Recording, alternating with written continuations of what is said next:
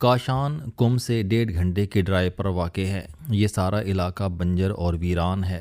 High وے کی دونوں sides پر دور دور تک ویرانی تھی۔ تاہم بعض جگہوں پر سبزہ اور فصلیں تھیں، مگر یہ خشک پہاڑ پر گھاس کے چند تنکوں کی طرح محسوس ہوتی تھیں۔ کاشان شہر گلاب کے کھیتوں، ارکے گلاب، گلقند اور جڑی بوٹیوں کی وجہ سے پوری دنیا میں مشہور ہے۔ شہر میں جگہ جگہ ارکے گلاب کی بھٹیاں اور پنسار خانے ہیں۔ دکانوں کے سامنے بھی ارکے گلاب کشید ہو رہا تھا۔ اپریل کے مہینے میں کاشان کے گلاب کھلتے ہیں، لہٰذا مضافات میں دور دور تک گلاب دکھائی دیتے ہیں۔ ہم دسمبر کے آخر میں کاشان میں داخل ہوئے تھے، اس لیے گلاب کے کھیتوں اور مہک سے محروم رہے، مگر اس کے باوجود شہر میں گلاب کا احساس تھا۔ شاید یہ صدیوں تک گلاب کی ہمسائیگی کا نتیجہ تھا کہ فضا میں گلاب کی مہک نے مستقل ٹھکانہ بنا لیا تھا، یا پھر یہ نفسیاتی اثر تھا، لیکن ہمیں شہر کی فضا میں ایک کھلا پن اور فرد کا احساس ہوا۔ کاشان سے پہلے راستے میں کمسر کا قصبہ آتا ہے۔ اس میں ارکے گلاب کی 60 بڑی فیکٹریاں اور 700 چھوٹی بھٹیاں ہیں۔ یہ سالانہ 30,000 ٹن ارکے گلاب پیدا کرتی ہیں۔ خانہ کعبہ کو بھی ہر سال کاشان کے ارکے گلاب سے غسل دیا جاتا ہے۔ ربیع زعفران کمسر اور کاشان کا سب سے مشہور برانڈ ہے۔ کاشان کی قدیم فصیل برقرار ہے۔ شہر کا قدیم حصہ اس دیوار کے اندر آباد ہے۔ کاشان کا قدیم بازار فصیل کے اندر ہے۔ یہ 500 سال پرانا ہے اور یہ پہلی نظر میں دل کھینچ لیتا ہے۔ اس کے قدیم قہوہ خانہ میں وقت سانس لیتا ہے۔ ہم پہلے دن وہاں پہنچے اور شام تک بازار میں بیٹھے رہے۔ قدیم ایران میں روایت تھی کہ لوگ گھروں کو باہر سے عام سا بناتے تھے۔ آپ کسی بھی گلی میں داخل ہو جائیں، آپ امیر اور غریب کے گھر میں تمیز نہیں کر سکیں گے۔ آپ کو دونوں گھر ایک جیسے محسوس ہوں گے، لیکن آپ جو ہی ڈیوڑی کراس کریں گے، آپ ایک نئی دنیا میں آ جائیں گے۔ ایرانی گھر اندر سے مکمل محل یا حویلی ہوتے ہیں۔ ہم کاشان میں ایک ایسی ہی حویلی میں رہے۔ یہ 48 کمروں کا بوتیک ہوٹل تھا۔ ہوٹل کی مالکن آرکیٹیکٹ تھی۔ یہ اس کی نانی کا گھر تھا۔ وہ اسے ترکے میں ملا تھا اور اس نے اسے رینوویٹ کر کے ہوٹل میں تبدیل کر دیا۔ وہ باہر سے صرف ایک گیٹ محسوس ہوتا تھا، لیکن ہم جو ہی اندر داخل ہوئے تو ہم پر حیرت ایٹم بم کی طرح گری۔ وہ گھر پورا محل اور انتہائی خوبصورت تھا۔ ایران کے قدیم گھر 4 حصوں میں تقسیم ہوتے تھے۔ بیرونی حصہ مردانہ کہلاتا تھا، جس میں مرد اور مہمان ٹھہرتے تھے، یہ بیرون کہلاتا تھا۔ زنانہ حصے کو اندرون کہا جاتا تھا۔ اہل خانہ گرمیوں میں تہہ خانوں میں شفٹ ہو جاتے تھے۔ یہ حصہ سرد خانہ کہلاتا تھا اور یہ بادگیروں یعنی ہوا کی چمنیوں سے منسلک ہوتا تھا، اور پھر سردیوں کا پورشن آتا تھا اور وہ عموماً بالائی منزلوں، صحن یا انگیٹھیوں پر مشتمل ہوتا تھا۔ گھروں کے اندر پانی کا تالاب، فوارے، پھولوں کی کیاریاں، گھنے درخت اور بیلیں بھی ہوتی تھیں۔ اس گھر میں بھی یہ تمام چیزیں موجود تھیں۔ پورا گھر صحن کی طرح کھلتا تھا اور صحن میں سوئمنگ پول، فوارے اور کیاریاں تھیں۔ صحن کی 2 سائڈز پر بلند چوکیوں پر سٹنگ سپیس تھی اور اس میں صوفے اور کرسیاں لگی تھیں۔ میں اس ہوٹل سے اتنا متاثر ہوا کہ گھنٹہ بھر اس کی راہداریوں، برآمدوں اور جھرونکوں میں پھرتا رہا۔ مجھے یوں محسوس ہوتا تھا جیسے میری روح کا اس گھر سے کوئی کنیکشن ہو اور میں گھوم پھر کر اس کنیکشن کو تازہ کر رہا ہوں۔ اس کے اندرونی پورشن یعنی اندرون میں سوئمنگ پول تھا اور وہ کمرے مرکزی عمارت سے ذرا سے ہٹ کر تھے۔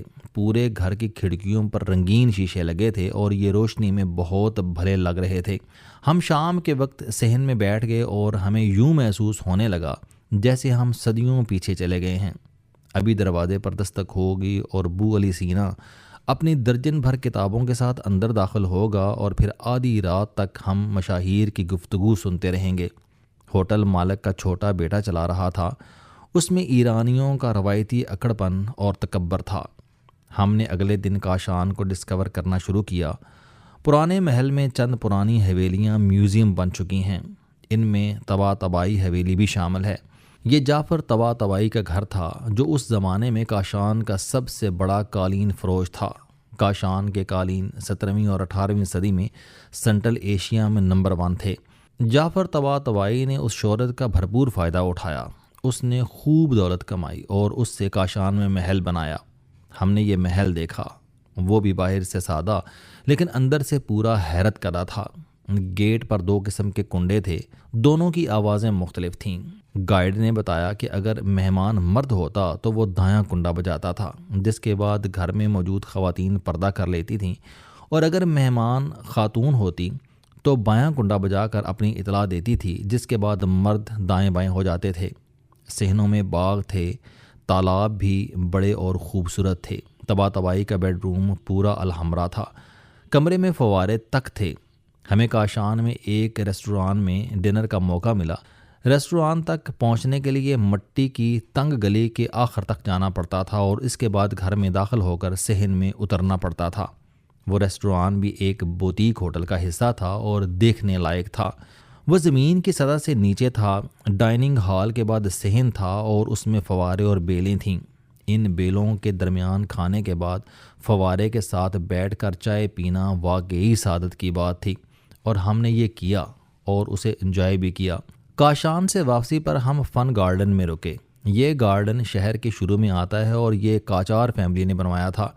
قاجار پہلویوں سے قبل ایران کے حکمران تھے۔ ان کا دارالحکومت اصفہان ہوتا تھا، لیکن گرمیوں میں یہ کاشان آ جاتے تھے۔ یہ ان کا گرمائی مرکز تھا۔ گارڈن فصیل کے اندر تھا۔ ہم ٹکٹ خرید کر اندر داخل ہوئے تو ایک شالامار ہمارے سامنے تھا۔ وہاں درجنوں صحن اور چھوٹے بڑے گارڈن تھے، اور ان گارڈنز کے درمیان بارادریاں، بیڈ رومز اور دربار بنے ہوئے تھے۔ پورے گارڈن میں پانی کی بڑی نالی بہہ رہی تھی۔ اس میں میلوں دور سے پہاڑوں سے پانی آتا تھا۔ وہ پورے باغ کو سیراب کرنے کے بعد شہر کی طرف نکل جاتا تھا۔ یہ ماضی میں شہر کی آبی ضرورت بھی پوری کرتا تھا۔ یہ آبی نظام اس دور کے اعلیٰ دماغوں نے بنایا تھا، چنانچہ ہر قسم کے حالات میں اس کا لیول اور درجہ حرارت مستقل رہتا تھا۔ شدید بارشوں اور سیلابوں میں بھی پانی میں سیلاب نہیں آتا تھا، اور برف باری میں بھی پانی کا درجہ حرارت 27 ڈگری سینٹی گریڈ رہتا تھا۔ یہ واقعی کمال تھا۔ اس کی وجہ سے پورے باغ میں جل ترنگ بجتا رہتا تھا۔ دربار کے سامنے پول تھا اور پول میں فوارے تھے، جبکہ پانی دربار کی سیڑھیوں سے آبشار کی طرح نیچے گرتا تھا۔ گارڈن کی ایک دیوار کے ساتھ کاشان کا قدیم شاہی حمام تھا۔ اس حمام میں قاجار سلطنت کے وزیر اعظم امیر کبیر کو ہاتھ کی نس کاٹ کر ہلاک کر دیا گیا تھا، جس کے بعد کاشان اور یہ گارڈن دونوں تاریخی ہو گئے۔ امیر کبیر کا اصل نام مرزا تقی خان تھا۔ وہ 1807 عیسوی میں پیدا ہوا اور 1852 میں اسے قتل کر دیا گیا۔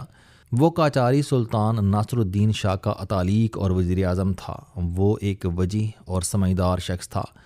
ناصر الدین کی والدہ ملکہ جہاں خانم اس کی عاشق ہو گئیں۔ امیر کبیر نے اس کی سفلی خواہشات پوری نہ کیں، جس پر ملکہ نے اس کے خلاف بغض پال لیا، لیکن ناصر الدین شاہ اور عوام دونوں امیر کبیر کو بہت پسند کرتے تھے۔ وہ ایران کا پہلا ریفارمسٹ تھا۔ اس نے ملک میں یکساں تعلیمی نظام نافذ کیا، ہائر ایجوکیشن کی بنیاد رکھی، ٹیکس کا منصفانہ نظام متعارف کروایا اور عوام کو سرکاری ظلم و تشدد سے رہائی دلائی۔ اس نے ملک میں چھاپا خانے اور اخبارات بھی شروع کرائے۔ وہ تجارت پسند تھا۔ اس کے زمانے میں ملک میں انڈسٹری اور منڈیوں میں اضافہ ہوا۔ امن و امان بھی مثالی تھا، چنانچہ لوگوں نے سکھ کا سانس لیا۔ عوام خوش تھے، مگر ملکہ اور اس کے رشتہ دار پریشان تھے، کیونکہ اس کی وجہ سے ان کی آمدنی میں کمی ہو رہی تھی۔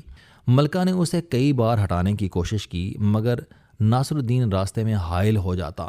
وہ جانتا تھا کہ اگر امیر کبیر چلا گیا تو ملک چلانا مشکل ہو جائے گا، لیکن جب سازشیں بڑھ گئیں تو اس نے اپنی 16 سالہ ہمشیرہ کی شادی امیر کبیر سے کر دی۔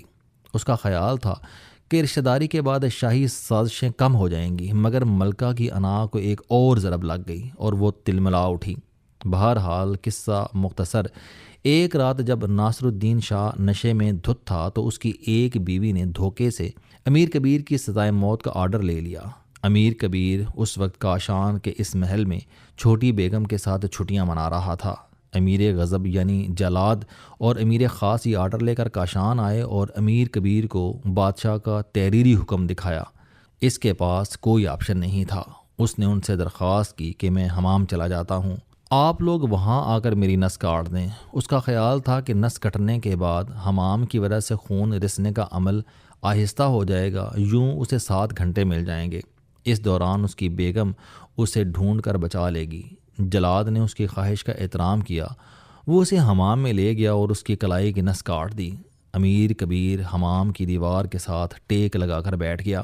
امیر غضب اور مشیر خاص مڑے، لیکن پھر جلاد کے ذہن میں فطور آ گیا۔ وہ واپس پلٹا اور امیر کبیر کے گلے میں رومال ڈال کر اس کا گلا گھونٹ دیا، اور یوں وہ چند لمحوں میں ختم ہو گیا۔ اور اس کے بعد پوری قاجار سلطنت چند برسوں میں دم توڑ گئی۔ ملک میں طائف الملوکی ہوئی اور قاجار سلطنت کے سپہ سالار رضا شاہ پہلوی نے ریاست پر قبضہ کر لیا۔ مجھے رضا شاہ پہلوی کے محل میں ملبوسات کے سیکشن میں پہلوی خاندان کے علاوہ صرف ایک تصویر نظر آئی، اور وہ امیر کبیر کی تھی۔ یہ تصویر ثابت کرتی ہے کہ ایرانی لوگ اس سے کتنی محبت کرتے تھے۔ ہمیں تہران کے گلستان محل میں ناصر الدین قاجار کا تابوت دیکھنے کا موقع ملا تھا۔ ہم حمام میں دیر تک اس جگہ کھڑے رہے جہاں امیر کبیر نے آخری سانسیں لی تھیں۔ نیلی ٹائلوں اور سفید چھت والی اس عمارت میں اداسی ابھی تک نوحہ تھی۔ آج بھی اس کمرے میں امیر کبیر کی آخری سسکیوں کی آوازیں آتی ہیں، اور روشن دانوں سے چھن کر آنے والی روشنیاں ماتم کرتی ہیں۔ ہم نے لمبی سانس لی اور کاشان سے اصفہان کی طرف روانہ ہو گئے، اس اصفہان کی طرف جسے نصف جہاں کہا جاتا تھا، جو کبھی اس کرۂ ارض کی آدھی دنیا ہوتا تھا۔ السلام علیکم۔